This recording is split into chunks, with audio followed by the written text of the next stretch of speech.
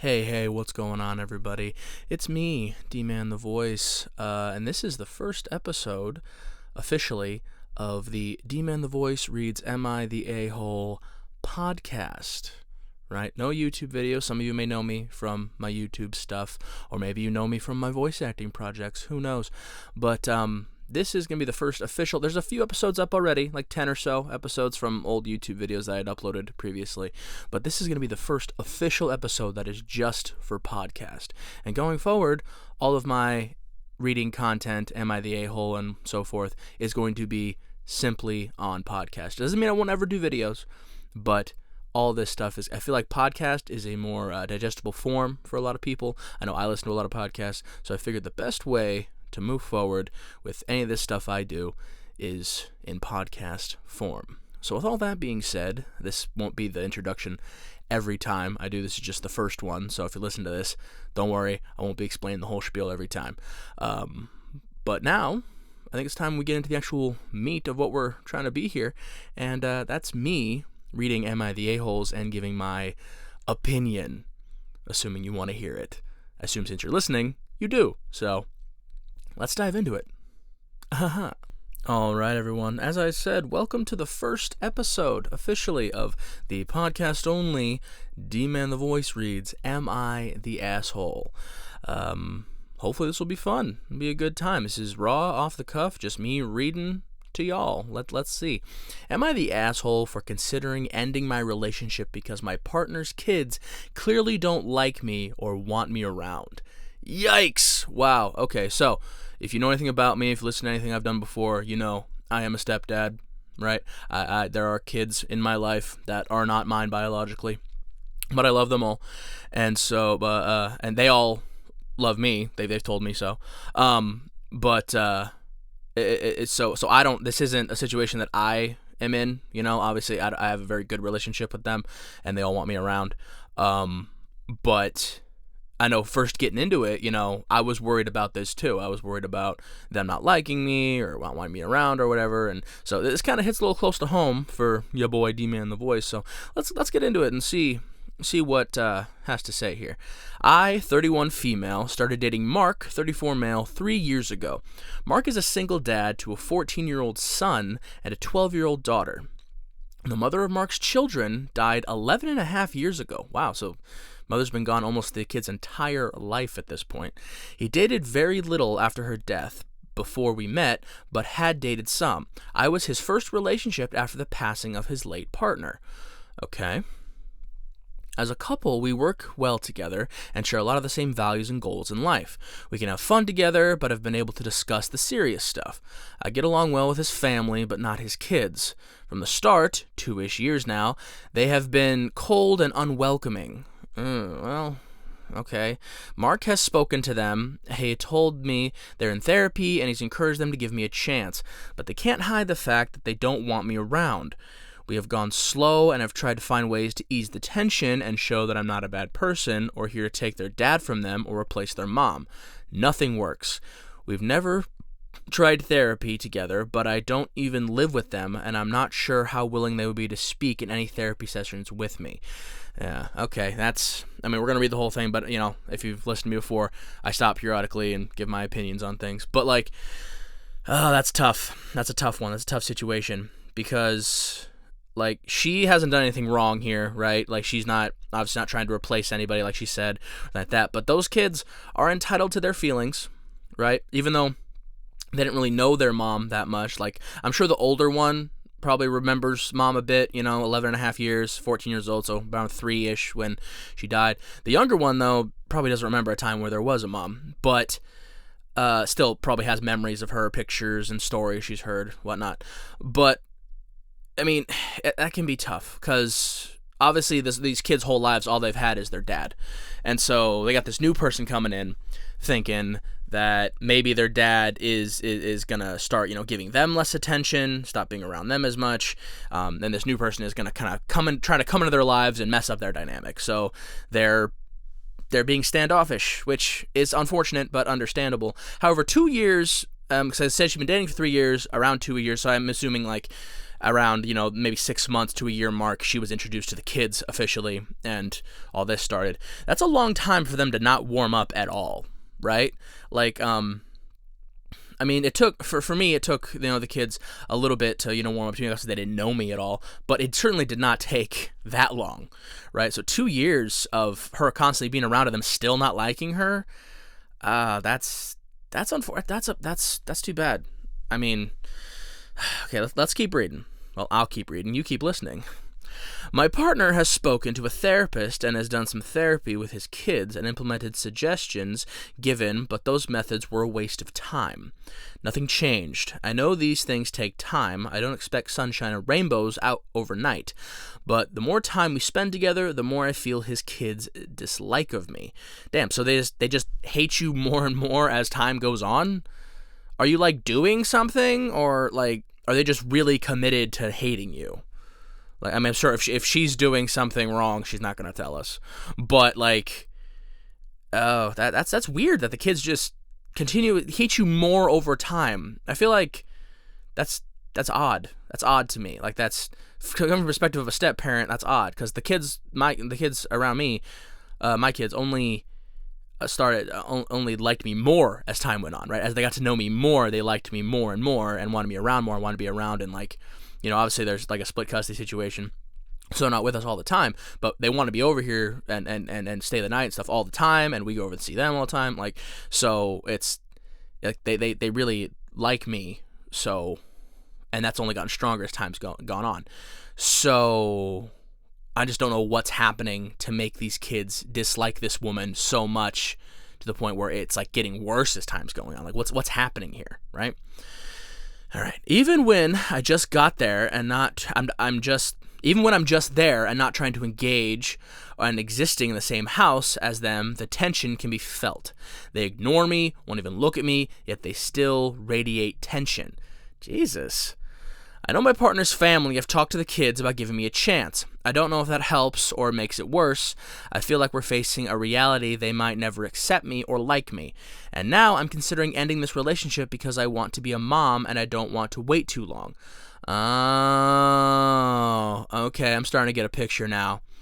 And even if I waited until his kids were out of the house, then how would that be fair to have kids who would have half-siblings who refuse to have anything to do with them or who wouldn't even speak to their mom? See, there's in between here, you see what's buried. This woman wants to have new kids with this guy. Which is fine, right? Which is exactly her right and his right. If they want to have more kids, they want to have more kids, right? But see, I was wondering why the kids were being so cold, and I think this is why, right? Because I'm sure they are made aware of the fact, and they know the fact that their dad and this woman eventually want to have kids. So I bet in their mind what they're thinking is that their dad is bringing this new woman in to start a whole new family with new kids without them. And so in their mind, this woman is the enemy trying to ruin their family by basically pushing them out and starting a whole new family with their dad with these new kids, right? Because in their mind, she's never going to love them as much as she loves her own kids, which I suppose there's some truth to that. But see, I was wondering why they were being so cold, and this is why. I think this is why. Is she wants more kids, and so they're thinking they're being replaced by this woman and coming in and trying to have new kids with their dad. So I think that's why they're being so cold. Let's read the last paragraph here. My partner and I talked about it. He said he'll understand if it's too much. We're taking some time so I can think. Since his sister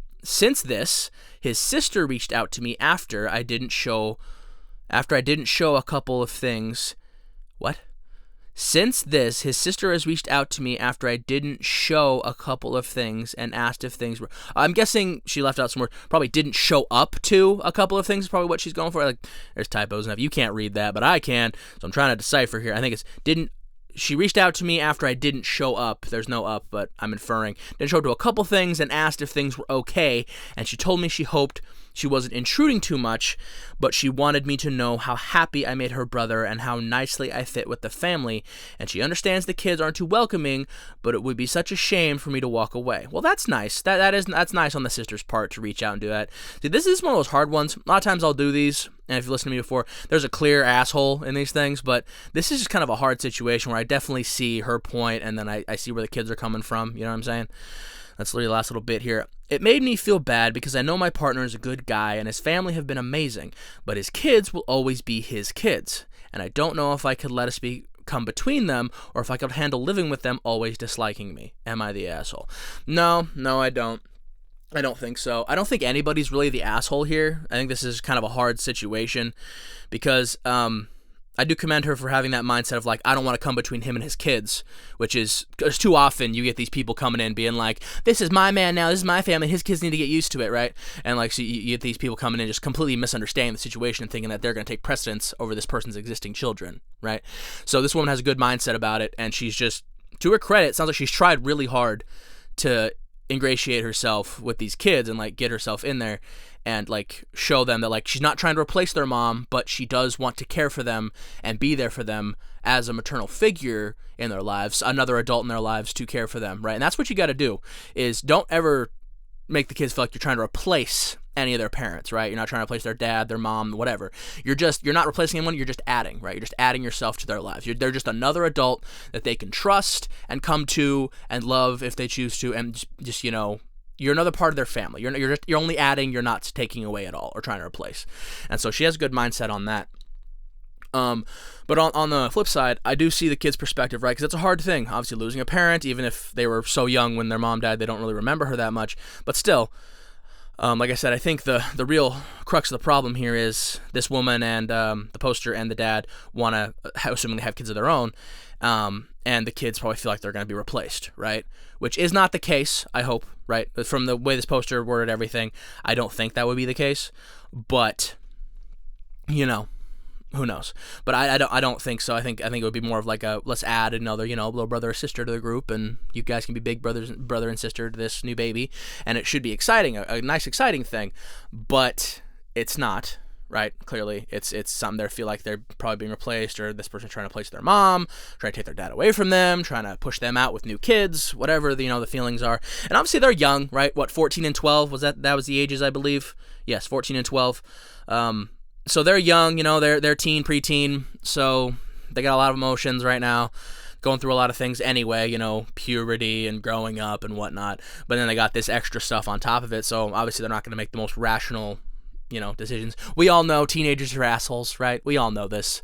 Every teenager that has ever lived is an asshole. So, like, however, in this situation, I don't think that they are necessarily the assholes. I think they're kids, man. They're kids, and they're having a hard time. And that's understandable. However, this woman, the poster, she is also not the asshole because she's not doing anything wrong. She just is in a hard situation, right? She's not doing anything wrong here. She's not trying to, you know, force these kids to like her. She's not trying to, you know, obviously replace them or push their mom or push them out with new kids or whatever. She's not trying to do any of that, but that's how they feel, right? And so, usually I have a verdict on these, right? I have a verdict on like, well, you're not the asshole, the other person is, or you are, or whatever. But like, there's no real asshole here. It's just, like I said, it's a rough situation, and I'm not sure exactly what to do about it, because I think on this post it says advice needed, but like, I'm not sure what to do about this one, because all you can really do is keep doing what you've been doing, right? Like, keep trying to prove to them that you're not going to try to replace anything. You're there for them. You're not there to take anything away. You're just there to add to their lives, and just keep doing what you're doing. Keep being there for them, being understanding and supportive, assuming that's what you want to do, right? So this originally, the post was about considering ending the relationship because of this. And while that would be a shame, because it sounds like he's a good dude, you're a good person, you know, nobody's doing anything really wrong here. It's just so rough that, like, you don't want, this poster does not want to try and force the relationship so hard as to put a wedge between her and the father and the kids and everything. And so to a point where it does become toxic and people do start getting mad and everything like that. And so it's like, I do understand the impulse here to be like, well, this is just too hard. The kids clearly hate me, and I can't do this. But I think, honestly, with the way this is, unless things are happening that we don't know about, unless she actually is being awful to them and she's just not posting about it, which I don't think so from the way this is worded. I'm pretty good at, like, reading between the lines and stuff, but I don't think this person sounds that bad. Of course, we're getting one side of the story. But, like, if from what it sounds like, you're being the perfect version of what a step-parent could possibly try to be in this situation, and they still hate you. So I feel like they would hate anybody, right? So it's not like it's just you, right? It's just the situation. And so if you want to end it for your own sanity and for your own peace and just move forward with somebody who, you know, either they don't have kids or their kids are more welcoming or whatever, that is understandable and completely your prerogative, and no hate to her if she decides to do that. I do think, though, that if you do love this man and you do see a future with this man and you want to be with this man, you just gotta keep on keeping on, right? You gotta keep proving to these kids that you are not there to hurt them. You're not there to push them out. You're not there to replace anything. You're not there to be bad, right? You're there to be good. You're there to be a source of good in their lives. You just gotta keep showing them that. And, like, I don't know, maybe even a dad can sit down and talk with them about it. I mean, you said you've kind of tried that. Obviously, the therapy thing would be good, but could be kind of like the kids probably don't want to go to therapy with this woman at this juncture. But, like, I don't know. Just, I feel like if you really, really love this man, you really want to make a go of it, you just got to keep on keeping on. But if you do want to separate, I would understand that impulse. So that's basically my thoughts on this one. You know, take what you will. Leave in the comments what you think. You know, wherever you're listening to this, whatever podcast service you're listening to this on, let me know, right? Let's see what you think about it. Well, that's the end of this one, and if you've listened to me before, you know that means that I'm done with this portion, but I'm going to go into the end portion now, which includes the special message. Ooh. All right, everyone. First outro of the podcast era for D-Man the Voice. Thanks for listening, and I was about to say thanks for listening and watching. You didn't watch. You listened. Thanks for listening. Thanks for being here. Thanks for listening to me drone on and whatnot. But if you know something about me and you've seen any of my videos or listened to me before or anything like that, you know I always end all these things with a special message at the end. And that special message is designed to, you know, give some advice, maybe give some encouragement, some uplifting, just a nice little message at the end for those of you that stay till the end of these things. And it's just a nice little thing. It's a nice little thing, you know. I like to do it. And today's special message is gonna be, usually I try to tie it into like the post that we read about. But I think in this case, the special message is just, you know, if you're going to be a step parent, right, if you're going to come in to an existing, you know, family that either suffered a tragedy or there's a divorce there or whatever the problem is, just, you got to understand that's going to be a hard situation by default, right? It's going to be hard on you. It's going to be hard on them. There's going to be some growing pains, right? They're not going to like you right away. They're not going to warm up to you right away. All you can do as that person coming in, as that potential step parent, that person coming in and trying to add to these kids' lives and everything, is just be good, right? Just be good to them. Just be good to them, be good to their parent, whoever it is, you know, you're dating, and just show them that you are only there to add, right? You're only there to be a source of love and comfort for you and their parent and everything going forward, and that you're not trying to take anything away from them. You're not trying to force yourself on them, not trying to be, you know, replace anybody. You're just a new person that hopefully they can love and trust, right? And that can be hard. It can take a lot of time and a lot of effort, and it can be really emotionally taxing, mentally taxing.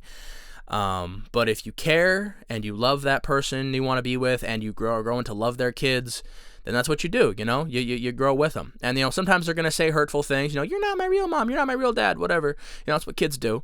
And there's going to be rough times, but that's part of being a parent, with step or no, you know, kids are going to break your heart. So you just gotta keep it on, and you'll get those good moments. Hopefully the first time one of those kids says they love you, warms your heart.